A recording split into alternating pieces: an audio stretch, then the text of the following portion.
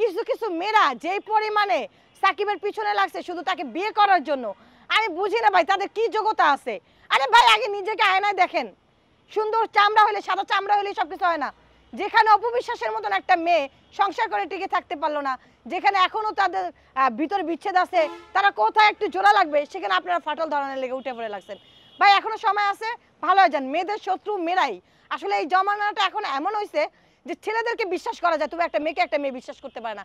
কি আজে বাজে কথা অনেক হয়েছে, আর না এবার বন্ধ করেন, ঠিক আছে? আমরা সাকিবিয়ান, আমি না একজন আর্টিস্ট হিসেবে বলতেছি, না একজন কন্টেন্ট ক্রিয়েটর হিসেবে বলতেছি, আমি বলতেছি একজন সাধারণ মানুষ হিসেবে। কারণ সাকিবকে প্রচণ্ড পরিমাণে ভালোবাসি, তার ভক্ত, তার সিনেমা দেখি, ঠিক আছে? তাকে নিয়ে বলার অধিকার যদি থাকে তাহলে আমাদের থাকতে পারে। হ্যাঁ ঠিক আছে, আপনাদের সাথে যদি কারো সম্পর্ক ভালো থাকে, ভালোটা প্রেজেন্ট করেন, ভালোভাবে প্রেজেন্ট করেন। এই যে আছে নাই, হবে হবে না, হতেও পারে, না হলেও নাই, এই নাটক ফাটক বন্ধ করেন ভাই। এগুলো নাটক, জাস্ট নাটক। এগুলা সাকিবের মানুষের মনের উপরে অবশ্যই চাপ যাইতেছে। দুই একটা ভিডিও বানায় যদি মানুষের সাকিবের সাথে ভালো সম্পর্ক থাকতে পারে। আমরা একজন আর্টিস্ট, আমার সাথেও কিন্তু আরো ভালো ভালো আর্টিস্টের সাথে সম্পর্ক আছে।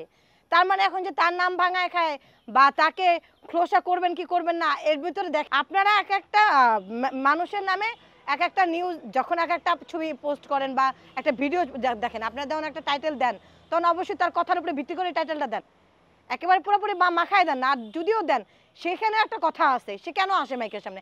আমি মাইকের সামনে যদি 10টা মাইকের সামনে কথা বলি, তো আমাকে নিয়ে লেখার অধিকার তো আপনার আছেই, আপনি লিখতেই পারেন, ঠিক আছে? তো আমারও এটা হিসাব করতে হবে যে আমি কি বলতে চাই। আপনার কাছে শুধু একটা মাইক ধর, আপনার সাথে একটা প্রশ্ন জানতে চাওয়া হয়েছে যে সাকিব খানের সাথে আপনার আসলেই বিবাহ গুঞ্জন উঠেছে, যে এটা কি সত্যি কি মিথ্যা? আপনার সত্যি থাকলে বলে দিতেন হ্যাঁ সত্যি আছে, এটা প্রমাণ। আর যদি না থাকে সেটা বলে দিতেন যে না আমার নিয়ে এরকম কিছু নাই।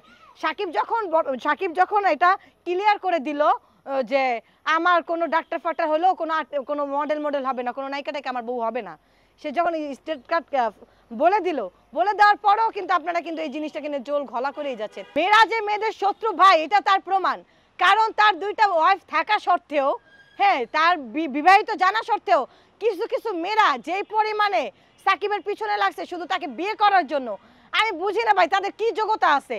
আরে ভাই আগে নিজেকে আয়নায় দেখেন, সুন্দর চামড়া হলে, সাদা চামড়া হলে সবকিছু হয় না।